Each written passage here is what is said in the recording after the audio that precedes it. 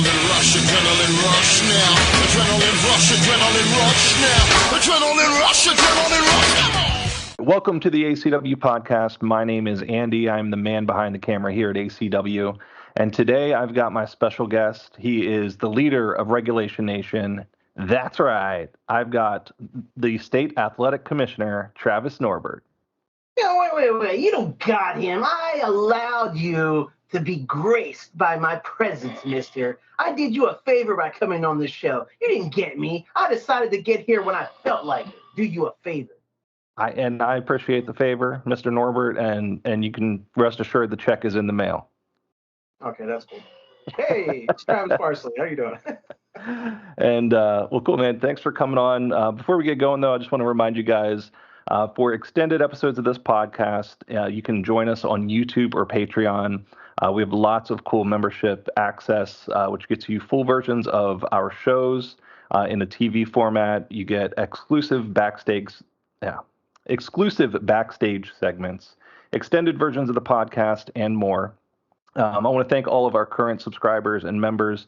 It's because of people like you that I get to travel around and shoot videos of these shows, bring you podcasts like this, and bring you all the awesome content of ACW month to month.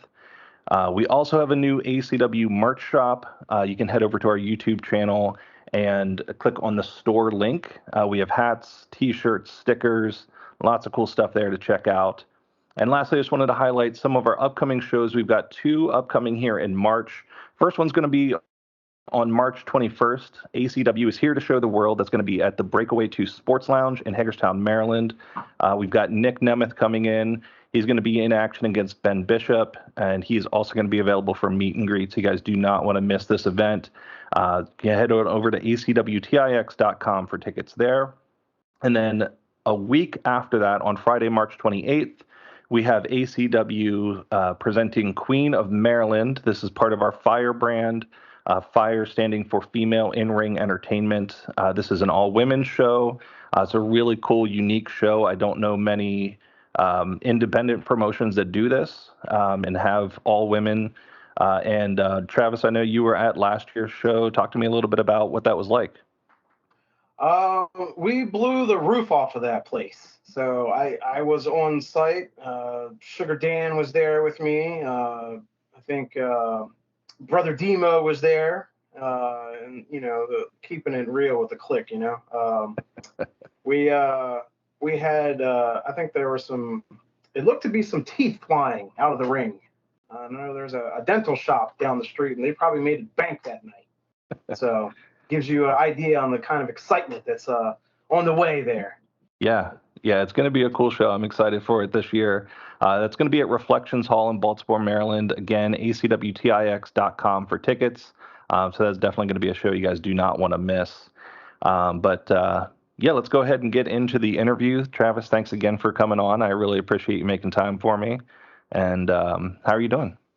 I'm good, sir. How are you? Good. I can't complain. And let's get into the questions here. So first, tell me a little bit about where you grew up and a little bit about your childhood, man. Oh, okay. Just so the audience knows, I didn't get any of these questions ahead of time, so I have no idea when Andy's going to ask me here. So, but there's a level of trust here, so I know he's not going to put me on the spot too much. But yeah. So where I grew up in the inner city of Baltimore City. A lot of people say they come from Baltimore, and then you check with them, they live out in Glen Burnie somewhere or whatever. That is not Baltimore City. I grew up in Patterson Park, North Side. Okay, that is Baltimore City, right? So I had a rough childhood growing up. I come from a rough area, and wrestling back then was our social media. You know, and I wasn't really in a financial spot to be able to have like MTV or have cable television paid back then, you know, so we had our entertainment through wrestling a lot in my parents' house. And it was a big part of our culture growing up, you know. So, you know, Saturdays mornings or Saturday nights, you know, we had WCW on one network, and this goes to show how old I am.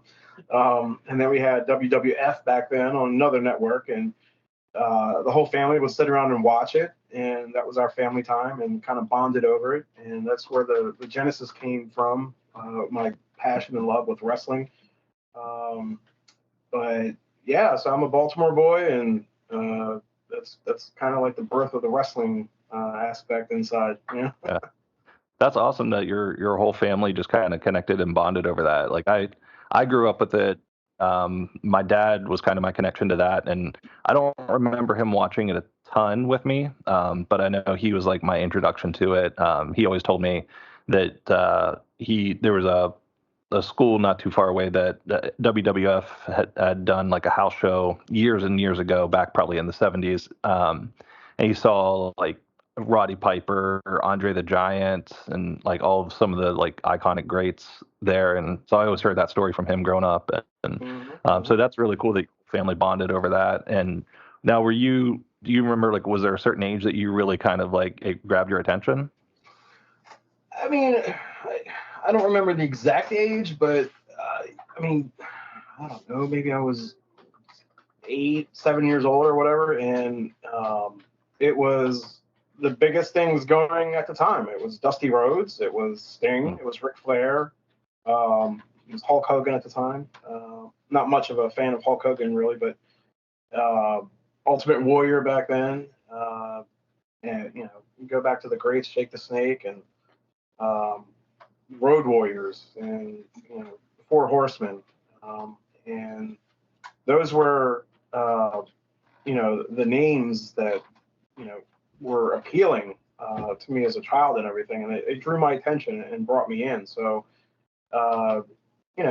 being a kid, you're looking for other characters in life. You have your cartoons that you watch or whatever, and you go play baseball or basketball, in a local court or whatever, and you goof around and you pretend to be a wrestler, in front of your friends or whatever, and it's all about finding other characters in life, and I guess wrestling provided an avenue for that, especially me and my family back then. So nice. That's really cool. And so you mentioned a lot of different people. Was there like who would you say were some of your favorites that you really like followed? I mean, see, we weren't really into like this whole tribalism thing that I think a lot of fans, a lot of viewers out there are into now. Like I see a lot of people online are like, oh, I'm only AEW, or I'm only WWE or whatever. Back then, for me anyway, these are wrestlers. I don't care where they wrestle. I just want to see them. I don't care what channel they're on. If they work here one day and work in another place, then so be it. But my favorite always has been Ric Flair. It's Ric Flair and Sting. Those were my two. As I got older, I started branching out and liking other types of characters. So I started liking the Kurt Angle types, and as time went on and I got even older, I became a big CM Punk fan. So those are pretty much like my favorite actual wrestlers that came way before me ever being given the privilege to step into a ring. That's really cool that you got to pull from like all these different sources. And I'll tell you where "That's Right" came from. My little catchphrase. Yeah. That's right. Right. That came from, again, Ric Flair. There were a couple promos where Ric Flair would start repeating himself, because he's losing his mind. He repeat the same word over and over again, reassuring himself, and ACW had a show, I think it was in Sykesville. What was this, about a year and a half ago, 2 years ago? It was the Teddy Long show. Yeah. And I wanted to impress Teddy Long. And I just wanted to just go all out with my character and just like kind of explode, because I grew up watching Teddy Long. He's a legend. And I don't know how much I can reveal on this podcast, but Pops was sitting there with Teddy Long, and I walked around in character, and I had my state athletic commissioner outfit on. And I went up to Teddy, and I didn't introduce myself or like tell him I was a worker or anything like that. I just pretended to be the state athletic commissioner, and I said something rude to him, and in character, not letting him know that I was just working him. And apparently, he looked over at Pops and said something to the effect of, "Yeah, them types have been stealing from me since the beginning of time or something. Yeah, something like that. And so apparently I fooled him for at least a second. So that's a badge of honor. And I remember doing my promo on Chris Wilde. And I wanted to channel Ric Flair in front of Teddy Long for that. And I wanted to impress him. And that's where it just came out. It just came out, and I started repeating myself and, reassuring every word that I said, to make sure that it's in line with my vision as, Travis Norbert. Yeah. And, when I got to the locker room, I had a couple of the guys back there just like, they're saying, holy shit, you got to keep that. That, oh my God, that was something. Oh my God. And they loved it. And I was like, okay, well, I guess I'll hang on to that. So ever since then, I kept that as a catchphrase, so. That's awesome. And yeah, that was a really good promo for you too. Cause and I could definitely see the Ric Flair, like the crazy Ric Flair in that. Cause your eyes were bugging and you're very intense with it. And yeah, I could definitely see the Ric Flair influence with that promo. But that was a really good one. Yeah. And that set up a lot of good storyline for what was to come, with the championship picture and even eventually set up a championship match with you and Chris Wilde. Talk to me a little bit about that, man, having the opportunity to do that. My very first wrestling match in front of an audience, because me coming out of training, you have your matches in training, but we don't count those. But your first match on a show is always special. And my very first match in front of an audience was for the heavyweight championship. I had a lot of the guys making me think that it's going to be very easy for me, because I'm a character and, he's just a manager or whatever. And I'm a rookie who can actually wrestle and have matches. But you're not going to have to do too much. So don't be so nervous. We know it's your first time and everything. We're going to come out and we're going to help you. We're going to have guys come out and assist, and some guys are going to play along and take some of the stress off you and everything, and help with storyline and everything. So you don't have to stand there under the spotlight, freaked out or anything. And it'll probably be a short match, maybe like 5 minutes or so. And I go in and I look at the match card, and I'm looking for my match, and I'm looking for the 5-minute match or whatever. And I look up and it says 13 minutes, and I'm like, oh, okay. That's a lot of performing I got to do in a wrestling match. It's my very first time. And I was like, okay, well, I guess there's going to be a lot of run-ins, and, that'll take up some time and everything, so I don't have to freak out too much. Nope, not one. Nothing. It was a straight wrestling match with me and Chris Wilde, and that was it. I was lucky that my first opponent, Chris Wilde, was such a professional. He led me the whole way. Yeah. He was so patient with me. He had the vision on how to get me through this. He made it look good. Yeah. And he was able to go over that story with me and have me perform, with him in the ring in a way that I think the fans really liked and they really enjoyed. And when I went through the door out into the audience, I think you were there, right there in front of me. All the nervousness, all of the anxiety or whatever, it was gone. Yeah. It just gone because it was showtime, and like there's a switch that turns on. Right. And as soon as the switch turns on, it's like Travis Norbert time. Yeah. And I go to the ring and I'm in character, and it's the only thing that's alive at that point. There's no more Travis Parsley anymore. It's just Travis Norbert. It went over very well, and I was happy. I was excited, and I got a lot of compliments, from the audience after the match when I came out for intermission. And ever since then, Travis Norbert's been, just high as I can go, as far as I can go, Yeah.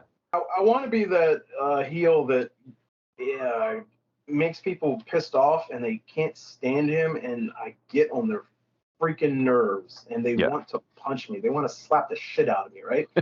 That's kind of what I want. But at the same time, I want to have that unique, appealing, charismatic character that's appealing to children. Mm-hmm. Danhausen would say, like, you don't want to be too hated. You want to be a little bit of either way, right? Yeah. So if I came out and I was just a total asshole heel, I myself wouldn't be happy with that because I wouldn't be enjoying myself. Like I could do it. I can go out and just be a straight angry, serious heel with no charisma, no humor at all. Right. And I'm 100% positive I can pull it off and I can do it in a believable fashion. But I personally wouldn't be having any fun with that. And Right. if I'm going to do this, I want to have fun with it and I want to enjoy it. So my character is going to come out and he's going to be goofy and he's going to be funny. And if people have a problem with that, hey, that's weight on their brain, not mine. Yeah. And I think that's what makes the character just so likable at times is some of the goofy faces and the catchphrase, you know, and it's so over the top and ridiculous that it's just entertaining, you know. How do you stay straight faced through some of the funnier stuff that you say, through the stuff that you do? Like, I know for me, like I have a really hard time, like if I'm trying to be funny and I think what I say is funny, that I will lose it and I can't keep that straight face. So how do you stay in character and stay in gimmick without like laughing at yourself? Trauma, childhood trauma, lifetime trauma. Yeah. Yeah, I mean, I'm not even like joking, you know, about that. Like, you go through a lot of things, and especially where I grew up, you had to grow up a certain way, and you had to be able to maintain a certain persona. You had to be able to maintain a certain facial stance. Okay. If that makes sense.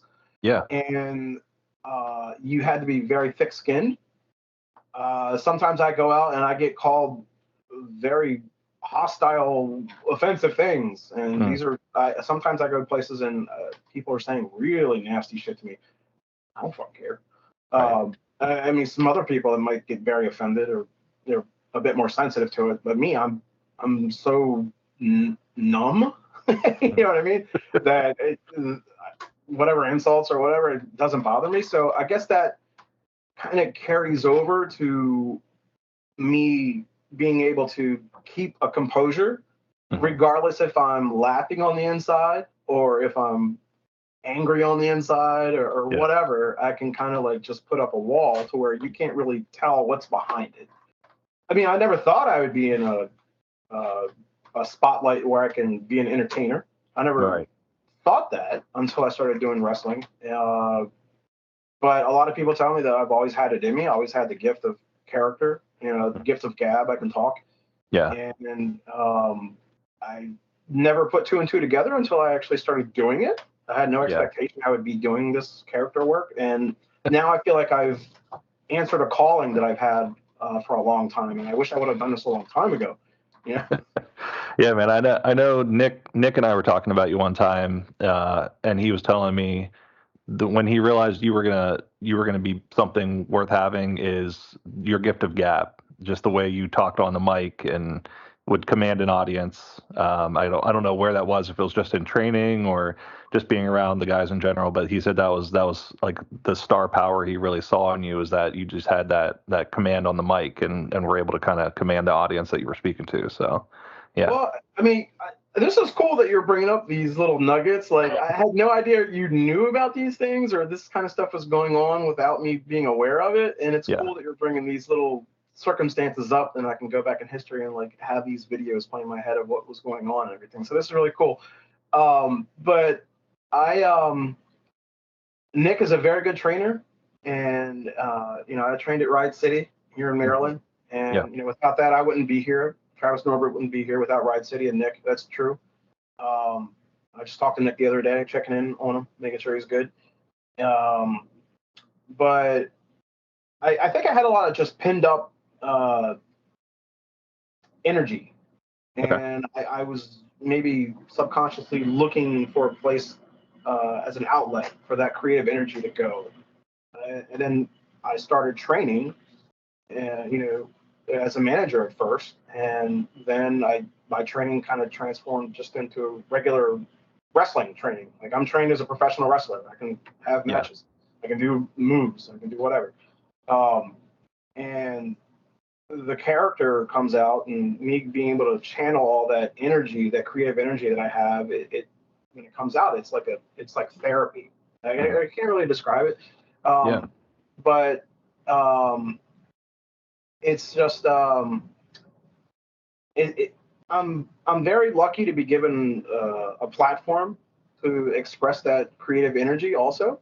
Yeah. And talking about the gift of gab or whatever. Like when I first started, I wasn't even a state athletic commissioner. I was like a government official or whatever. And I would come up with some like really offensive, like, really angering things, and but people help channel me a certain way and everything, and mold things into a more impactful or return on investment worthy type of character. So Yeah. And what advice would you give to somebody who is thinking about getting into it and maybe has their own roadblocks or whatever that might be? What would your advice be to somebody who wants to get into it or just might be hesitant to? Well, I got asked this question I think a couple weeks ago, and I thought about it a little bit more, and first of all, you have to have a mindset of commitment. If you don't have the ability to commit to something and actually stick to it, don't waste your time. Don't waste other people's time. That's the biggest thing. Yeah. The second thing is, it's not ballet. It's going to hurt. And if you are the type that is easily affected by being in painful situations, you should not do this. Yeah. If you are able to be athletic and I say and you really need the end part, you have the ability to do character work or talk on the mic. You have those two things. If you can wrestle, be athletic, and have character and do mic work, or you think you can, you should do it. Yeah. Because that is the crossbreeding of success right there. You have those two things, and you have as a base someone that's committed. You can go far, and this is the type of business that will reward you if you have that mindset and you have that ability. So yeah, I would say don't listen to other people that say you can't do it. Don't be so rigid in your own thinking that you cannot get over something or you cannot do something. Go out and test yourself, test the boundaries and test your comfort zones, get past your natural instincts of protecting yourself a certain way or believing you can't jump a certain height or you can't run as fast or whatever. Test it and get someone that is going to believe in you, someone that's going to be patient with you as you're learning. Go to a professional training facility, get good professional trainers. And if you have all that, your chances of going far, I think, are very good. Yeah. How far is going to be up to you and, whatever else you can put into it. And there's a lot of luck that's also involved in it. Yeah. So choose your friends and your mentors wisely. There's a lot of people that have a lot of advice that should not be giving advice, and you can look at people's track records themselves, where they have been, what they've accomplished, what they've done for other people.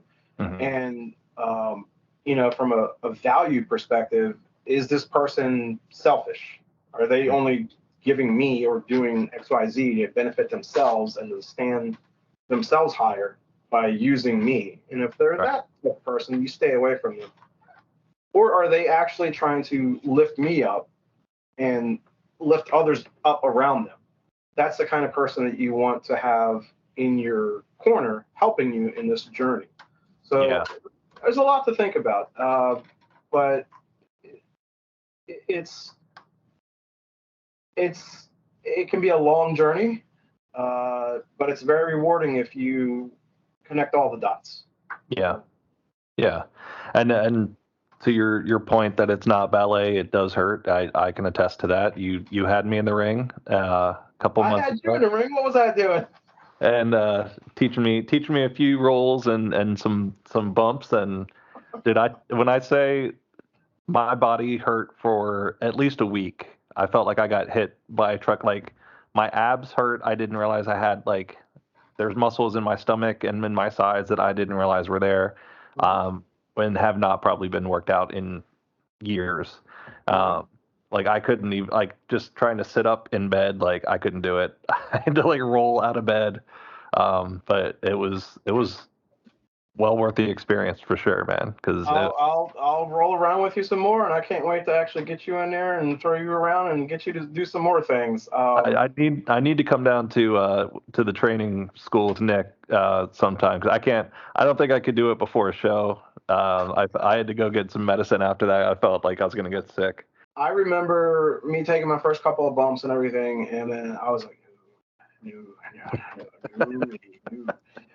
Because your natural instincts are to fall a certain way, to protect yourself if you're falling down or whatever. There's a natural instinct, a survival telling you how to fall down a certain way.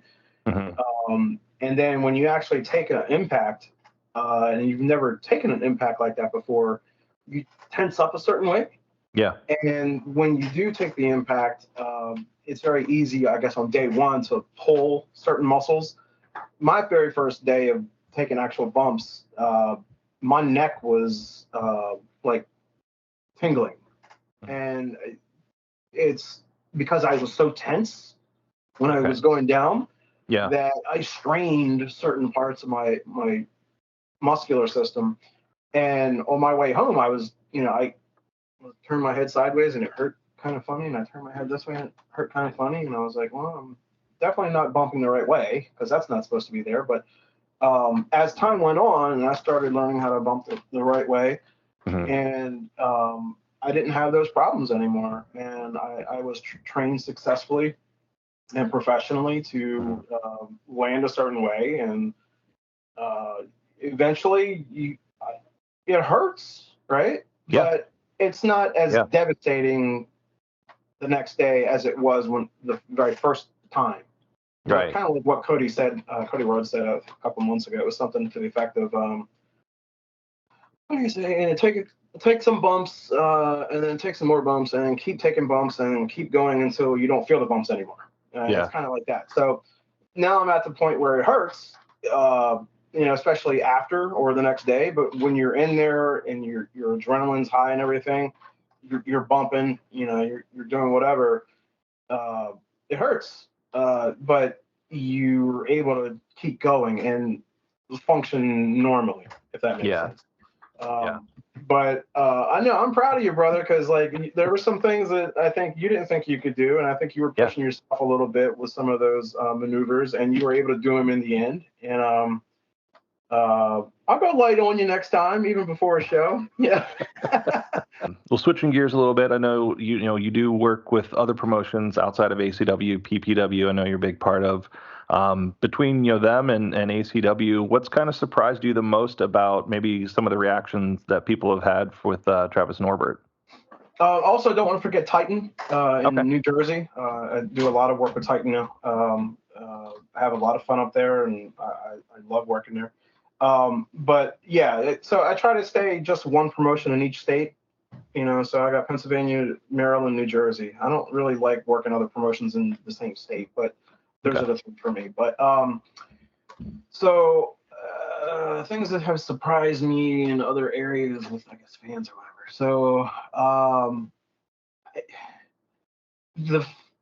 the reality that people have taken time out to make signs. I have people that have dressed up as the Travis Norbert State Athletic Commissioner, and they've paid to get screen printing or embroidery on the back of their shirt, and they've come to the shows with it.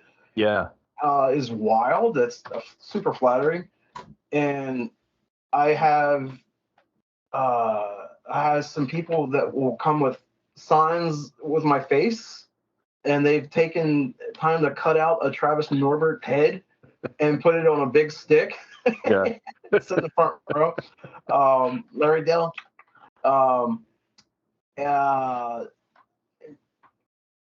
people buying T-shirts for a heel. I'm not supposed to sell T-shirts. I'm a heel. um, um, People buy it. There's people that want to take photos with me that it never gets old. It's flattering. Yeah. It makes me feel like I've accomplished something when people want to take a photo with me.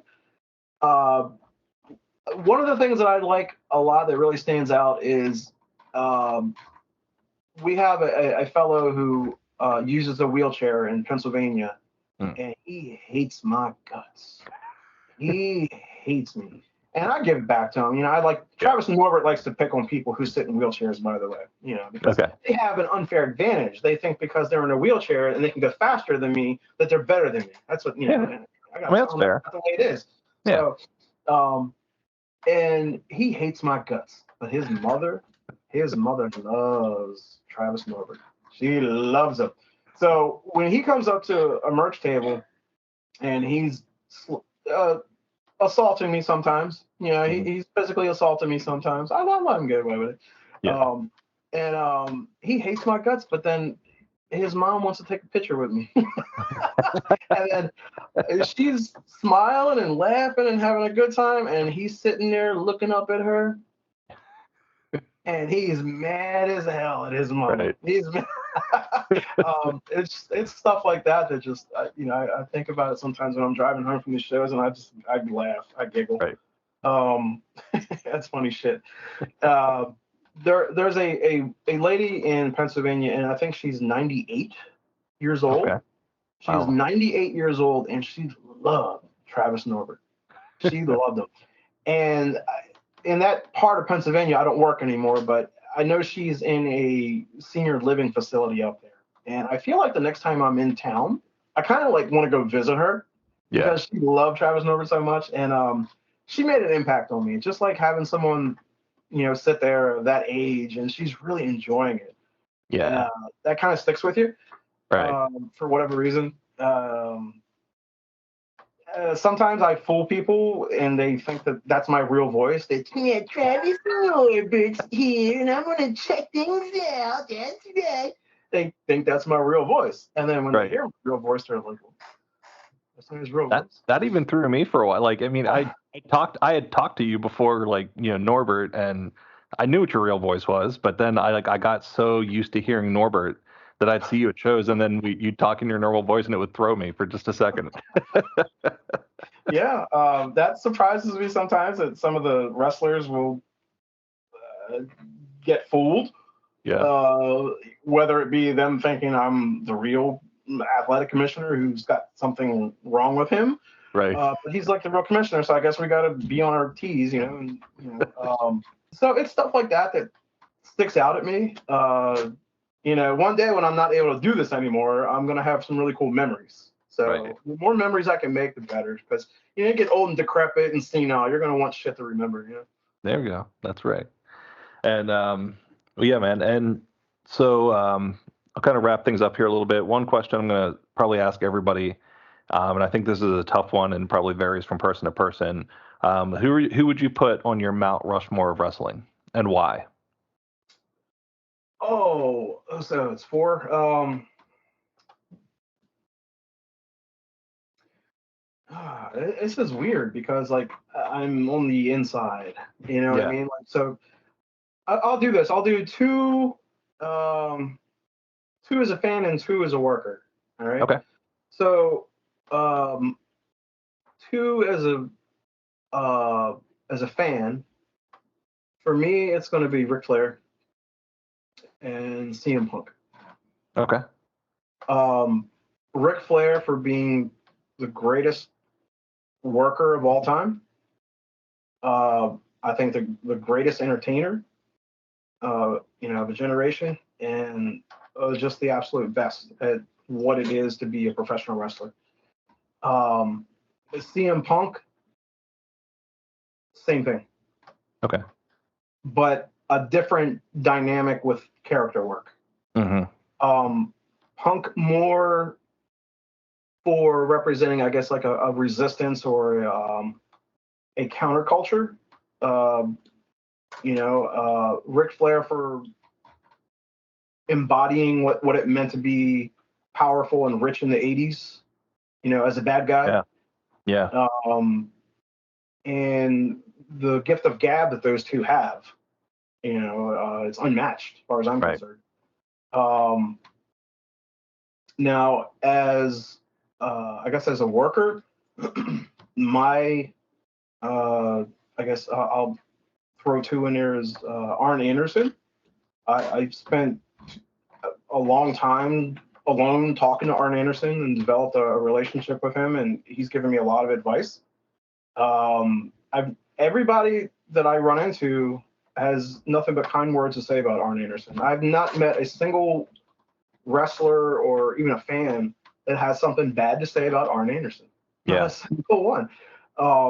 When my dad passed away, and I went up to WrestleCon in Cleveland, and Arn Anderson was one of the first person that I saw there. And this is after he and I had a long discussion. And he asked me, he's like, "Hey, how's your dad?" First thing out of his mouth, and my dad just passed away, so it was like, it's kind of weird because me and my dad used to sit in front of the television watching Arn Anderson. Yeah. and then, unfortunately, when my dad passed away, I have Arn Anderson asking me how my dad is doing. Yeah. So it's kind of this weird. Such a full circle moment. It's that's like a special, person to me. I haven't even thought about this, so this is cool. You asked me these curveball questions here. I guess I have to give it to James Ellsworth. Okay. Yeah. Because Jimmy, as a worker, Jimmy has given me a lot of opportunity. He gave me my berth on a wrestling platform. Had faith in me. Had he not had faith in me to go out there and be able to perform, he would have never put me out there in those positions. Yeah. And he trusts me with that microphone. I could go out there and bury his company. I could go out there and say something really stupid. I could go out there and get us all thrown out. I could do whatever. And he trusts me to be a professional. Yeah. And for me to have a support like that from someone who was in the WWE, it means a lot to me. And Jimmy was also there for me when my father passed away. Mm-hmm. And that meant a lot to me. So for me, for different reasons, and it's not like I'm just saying, oh, these are the four greatest wrestlers of all time. I have reasons for why I put those four on my personal Mount Rushmore. Well, I appreciate it, man. Last question. Where can fans find you on social media? Everywhere. I've infiltrated everything. I am in your mother's VHS cassette tape. I am on your 8-tracks. I am everywhere. You can follow Travis Norbert on YouTube, on Facebook, Instagram, X, Patreon, and maybe Pinterest. Okay. Don't forget about Pinterest. Pinterest. There we go. See? And maybe even Justin TV. Okay. See? What do you know about Justin TV? I don't know anything about Justin. Andy, it's Twitch. Twitch. Follow him on Twitch. That's right. He's everywhere. So, Instagram, it's real Travis Norbert. And everywhere else, it's literally Travis Norbert. Okay. I try to keep the name same everywhere. Keep it consistent. Yeah, keep it consistent. Yeah. All right, man. Well, I appreciate you making time to come on. I look forward to seeing you at the next show here in a couple weeks, and hope you and your family are doing well. All right. Thank you, sir. All righty. See ya. Adrenaline rush now. Adrenaline rush now. Adrenaline rush now. Adrenaline rush, adrenaline